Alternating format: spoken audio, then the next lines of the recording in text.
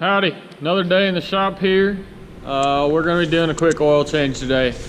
Obviously one of the more simple procedures, nothing very difficult here. Gonna go over the basics, general procedures. Everybody's got their own way of doing this. There's more than one way to skin a cat, and this is my way. Some people might disagree with certain methods, but in my opinion, this is probably the best way to change the oil. Like I said, relatively simple process. Three main steps would be drain the oil, remove and replace the filter, and fill it back up with fresh oil. Obviously there's a couple different ways to go about some of those, so we'll go over here. First things first, you've got to get your vehicle somewhere where you can get underneath it. In my case, I'm going to use a drive-on lift.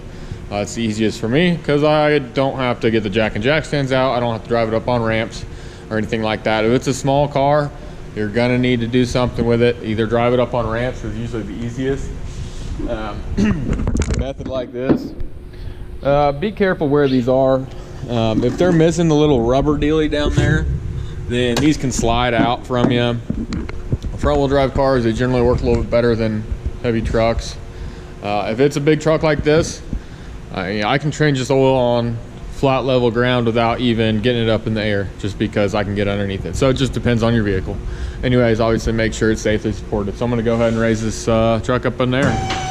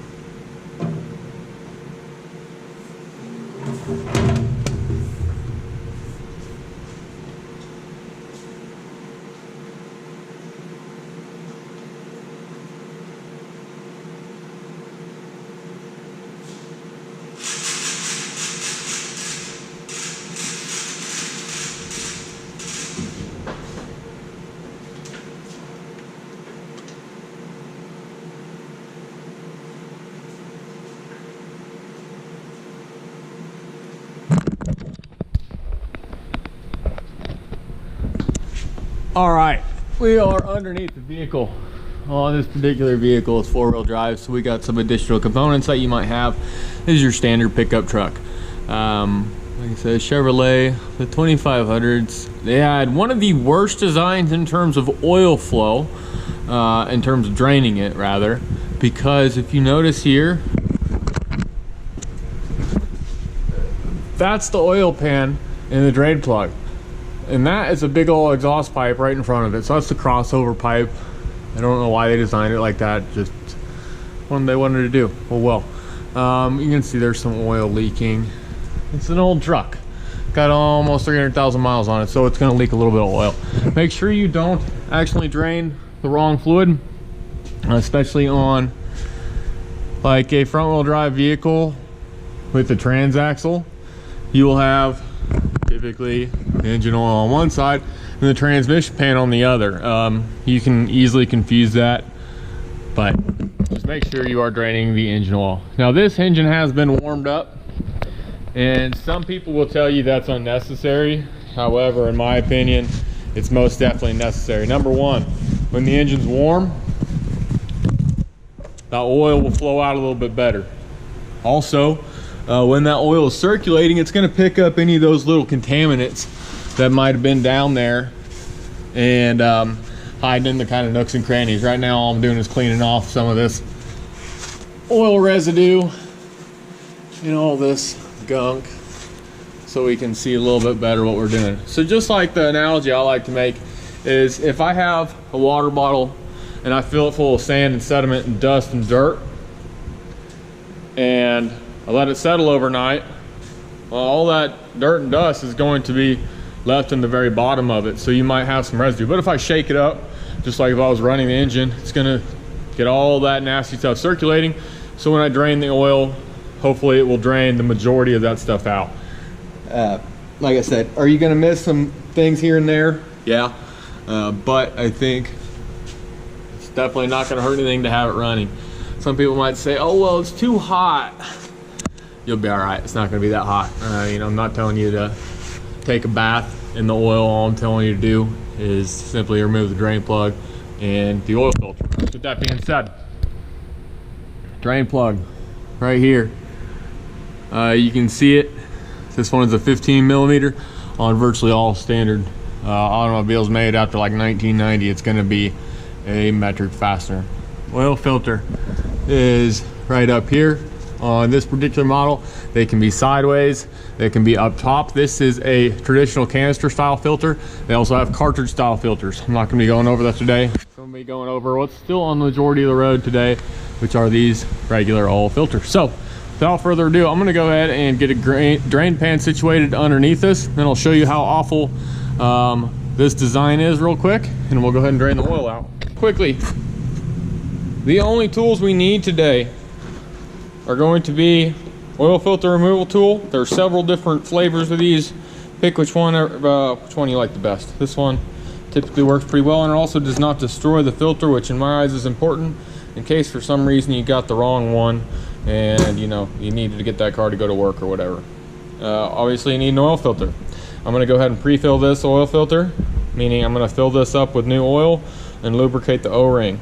That's just to make sure we don't have a dry start, and also to make sure this O-ring seals just fine. I'll tell you right now, with the amount of oil that leaks underneath that truck, this ain't gonna have any problem getting a little bit of lubrication on it. We have our oil. I got 6 quarts here, 10W30. Use whatever's in the owner's manual. You might think that you're smarter than the engineers at whatever car manufacturer you are and change the oil. But realistically, just go with whatever they say. If they call for 5.5 quarts of 5W30, put 5.5 quarts of 5W30. On older stuff, I'll be honest with you, I do typically go with a thicker weight oil, simply because those tolerances inside the engine are going to be a little bit more worn out. It's going to leak a little bit. So I do put Rotella T in pretty much everything. But ignore that if you're just trying to learn how to do a basic oil change. I've got a combination wrench here and a ratchet. I've got a 15 millimeter socket on it, and just a little bit of purple power, some degreaser just to clean up the place. So I want to make sure everything's clean under there so I can identify any future leaks. All right, we're gonna get some of this stuff out of the way here. I'm gonna get my drain pan up. It's important to get the drain pan up as close as possible to your drain plug for obvious reasons. You're not trying to see how far you can get it. Like I said, this will be making a mess. As soon as it hits this exhaust pipe, it's going to come in a stream this way, and it's going to scatter out both directions. It's going to make a mess. It always does, especially with this fairly narrow drain pan. But you got to work with what you got. So 15 millimeter wrench. Put the closed end on there. Righty tighty, lefty loosey. So I'm going to turn this counterclockwise. A little bit of push there gets it loose. A little half turn, and I should be able to get the rest of the way by hand. So, got it out there. Now it's important, put this up close and personal with that. Get in there, I'm going to try to do it out of the way and try to not make too much of a mess. It's also important to go ahead and have another hand on the drain pan so that you can move it to catch all the oil. Basically the only thing you're required in a shop, if you're doing an oil change, is to not spill oil all over the ground. And also don't drop the drain plug in the bucket. So I can feel this last thread is in there. So right now I'm ready to go ahead and drop that down. Now you can see that it is hitting that exhaust.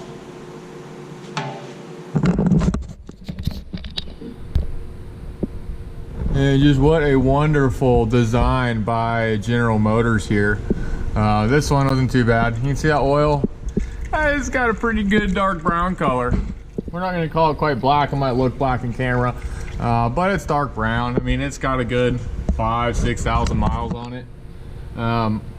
You know, you got to follow your owner's manual's recommendations, whatever it is.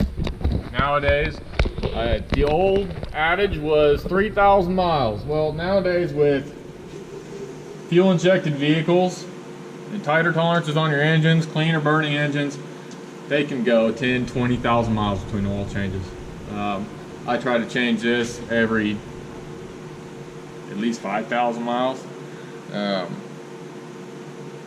You can also see here on the end of this, there's a little tiny magnet. And if you look at my finger, there's a small amount of gray metallic shiny goo. Well, that's simply little tiny microscopic metal shavings that over time, as the engine's wearing out, I mean, you have metal on metal contact. There's no way getting around it. Engines do not last forever. Eventually they do wear out. You have camshafts rotating, crankshafts spinning, pistons moving up and down, and eventually, as much as you want to keep an oil film on all of those moving parts, it's not possible. So eventually they will wear out, and this magnet, it does catch some, but really it just identifies. Like if you see a silver shimmer in your oil, like it's shiny and looks metallic and glittery, that ain't good. That means bad things are on the horizon. While this is draining, I'm going to take a look at other things underneath here. Look at things like my CB boots. Those look good, both sides there. We did brake service a while back. That looks good, no noise is coming from that. My muffler is good, exhaust system ain't too bad. Transmission pan had a little bit of leaking around this drain plug. This is a new drain plug I installed, but I snugged that up and that should be good for a while. We'll wipe off this residual oil that's on the crossover pipe, or else that will burn off and make a nice big smell and a plume of smoke and scare somebody. You can see that tie rod boot is leaking some grease. I pumped some grease in that last time we serviced it, and same with this one. Those boots are gone, but you know what? We're gonna let her ride for right now. Gonna let her ride. Tires look good, even tread all the way across them. This rack over here will also check the tire pressure.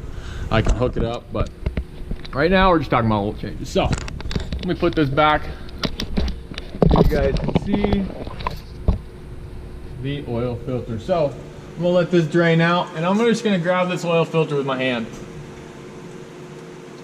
And lucky me, I was able to go ahead and turn it off.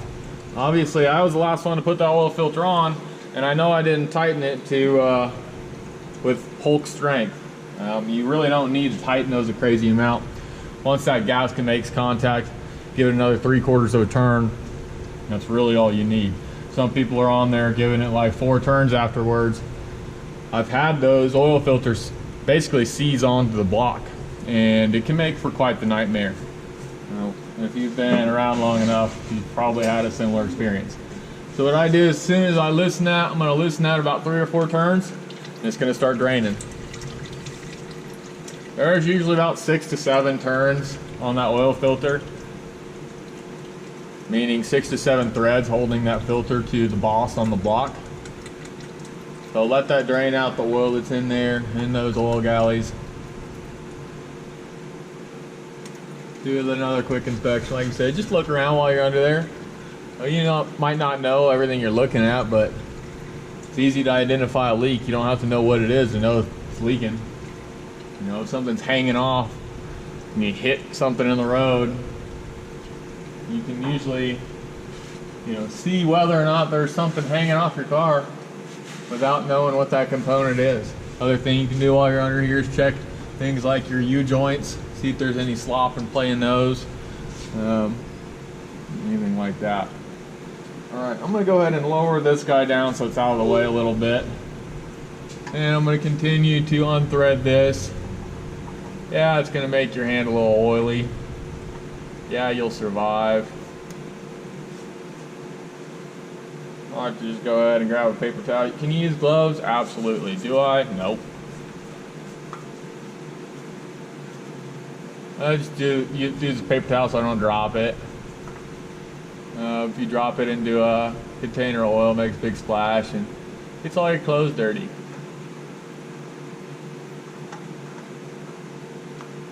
Like I said, quite a few turns on there. And remember, on this particular engine, this is still full of oil. So it is sitting upright and it's full of oil. Hopefully you guys get that in frame. So if I were to grab that and just pour it upside down, it would make a mess. So if you drop it on the ground, you'll leave a nice little trail. I'm gonna set this in here for now because this is all going in my oil tank over there. All right, now what I'm gonna do is just clean stuff off while this is draining out a little bit. Get some degreaser, a little bit of brake clean, Purple Power, Simple Green, you name it, doesn't really matter. Just clean stuff off. If anything, it'll make your life easier when you go to replace something else.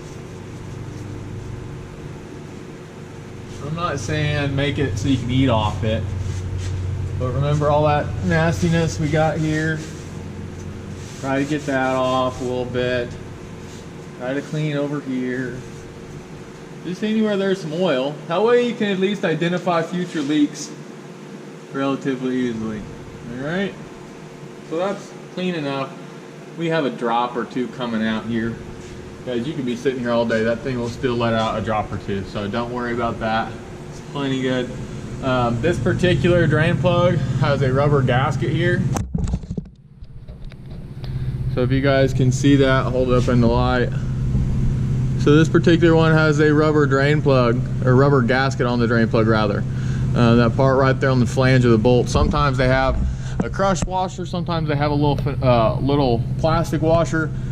Whatever it is, make sure it's on there. Sometimes they need to be replaced every time. Like if it's a copper washer, it's supposed to. These rubber ones, you can get a lot more than one use out of them. So we're gonna snug that back in here. Get it in there all the way by hand, finger tight. Wipe off that little excess.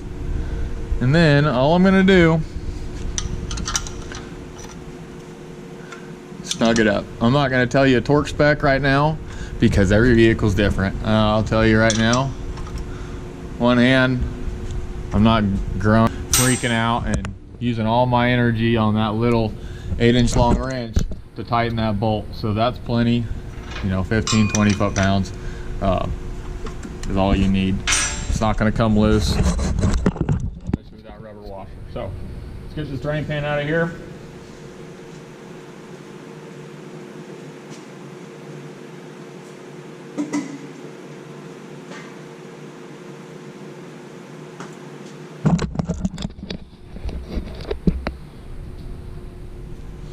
All right, real quickly, I'm gonna go ahead and pre-fill this filter.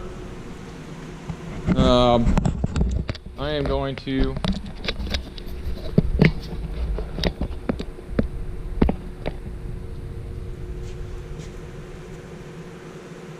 just add a little bit of this nice fresh oil. These bay boxes are handy.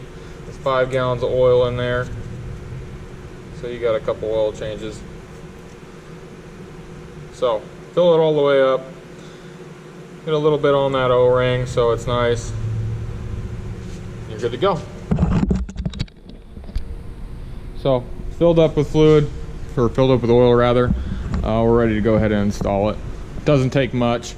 It'll take a little while to kind of burp it out, if you will. Like it'll gurgle and eventually it'll take all the oil. All right. So up in there is where we are actually installing this oil filter. So you can see it's kind of dirty and greasy, but the part that matters is that little nipple coming out and that sealing ring around it. For fun, we'll go ahead and clean off that sealing ring, or that machine surface where it seats on.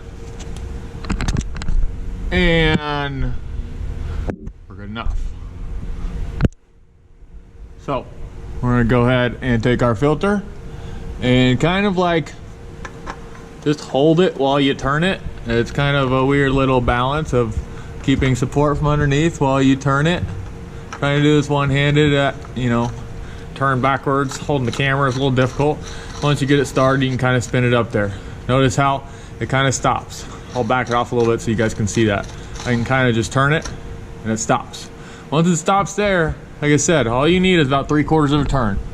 So I can know, like, I rate the date on the bottom of it And I can just judge that by how much I need to turn it. There's about half a turn there, and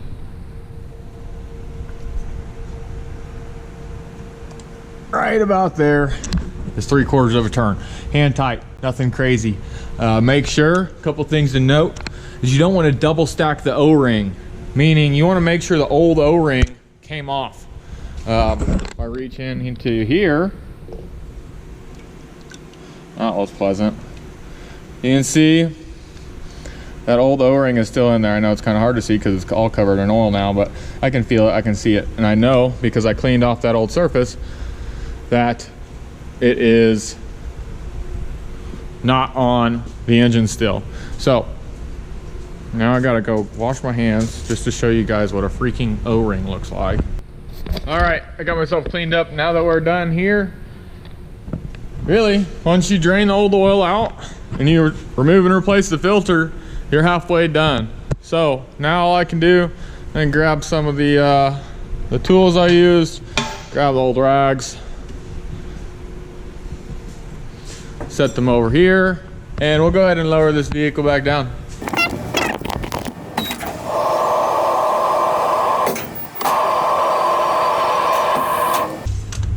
Obviously, this dipstick should read absolutely nothing because there is zero oil in it other than what's in the oil filter right now.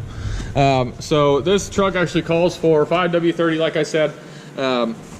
This truck's a little worn out. So 5W30 is what the manufacturer recommends, and that's what I recommend you put in it. Your car might call for something different. Your car might call for 5W20 or 0W20 or 15W40. Might call for 4 quarts or 5 quarts or 6 quarts or 8 quarts or 4.7, whatever it is. Make sure you just fill it up to the manufacturer's recommendations. Overfilling, it can be just as dangerous as underfilling, because if you overfill, what will happen is when that crankshaft is turning around, it can make contact with that oil, whip it, and aerate it, meaning it will actually introduce air bubbles into it, and it can cause your oil pump to start cavitating. And when that happens, you lose oil pressure. And when you lose oil pressure, you're not able to supply an adequate amount of oil flow to your bearings.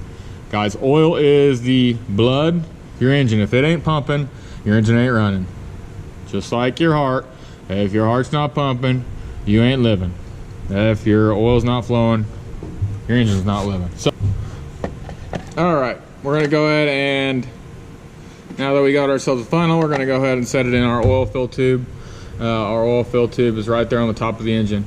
Ours in particular, almost always they're going to be labeled with that little wonderful oil logo, and a lot of times they will say the specification for the oil. So it says SAE 5W30. SAE stands for the Society of Automotive Engineers. They're just standardized these oil specifications. They have the API, which is the American Petroleum Institute. So all these are rated oils, meaning you can't just throw whatever oil you have in there. You have to make sure it meets the specifications, especially if your car's under warranty or something like that, because that could void your car's warranty. So we're gonna go ahead and pour our fresh oil in there.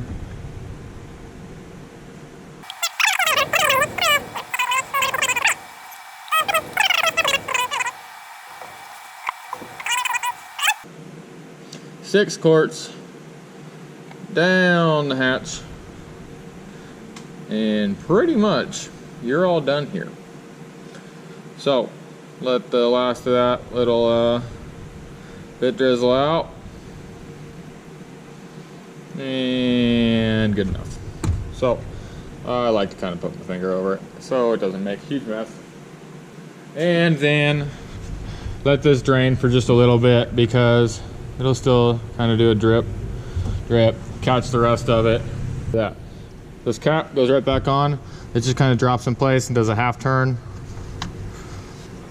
Most of the time, that oil logo, if you will, is always kind of facing the front like that. So it's not turned sideways or anything like that. Now what we want to do is go ahead and start it up and let that oil circulate a little bit. One thing that's very important is we want to make sure that our vehicle is making oil pressure. So we're going to go ahead and look up here at our oil pressure gauge. Right now it reads 0. When I start it up, we'll see what it does. Take a little to build oil pressure, and then there we go. So we're right there at 40 pounds. Generally the rule of thumb is about 10 psi per 1,000 RPMs. That's an old school rule. Really, we should be a little bit higher than that. Like I said, this is a little bit older vehicle, but fairly straightforward. You can see that will fluctuate a little bit with RPM.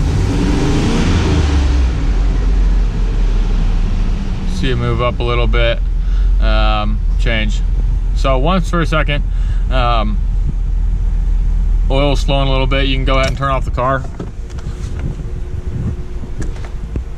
And that's when you're going to get an accurate reading on your dipstick.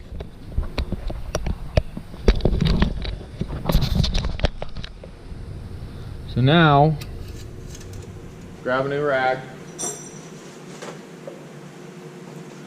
pull this out, wipe it off, let the oil drain back in there for about 30 seconds, give or take. But it should be a pretty accurate reading now.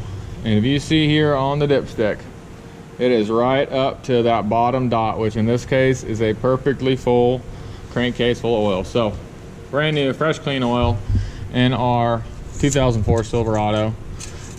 Basic oil change, oil and filter replacement.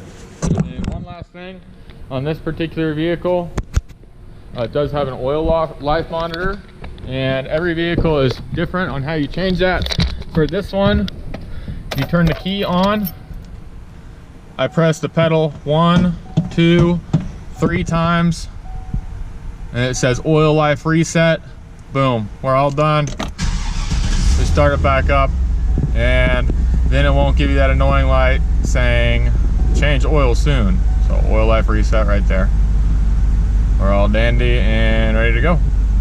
That's all. Hopefully you guys enjoyed my quick little video. Nothing too special, very basic. I plan on doing more of these. Let me know if there's something specific you guys want me to cover. Basic maintenance, the easiest thing to cover for now, and we can get into a little bit more in-depth stuff down the road. Thanks, bye.